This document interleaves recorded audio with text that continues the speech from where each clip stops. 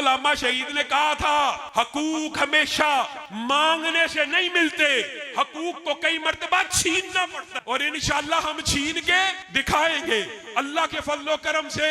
अब अहले हदीस को इन 1.5 बरसों से मैंने अपनी जवानी, अपना पसीना, खून पसीना, रातों की नींद को कुर्बान करके पाकिस्तान के अंदर अहले हदीस को एक कुव्वत और ताकत मनवाया है, और अहले हदीस के हकूक का कोई सौदा नहीं कर सकता, और अहले हदीस के अब हकूक को दिलवाया जाएगा इंशाअल्लाह। लेकिन उसके लिए मुझे आप लोगों के साथ की जरूरत है। वो साथ आप लोग फराहम करने के लिए तैयार हैं? हाथ उठा के वादा करें, अल्लामा साहब कदम बढ़ाओ। होंगे तुम्हारे वादे।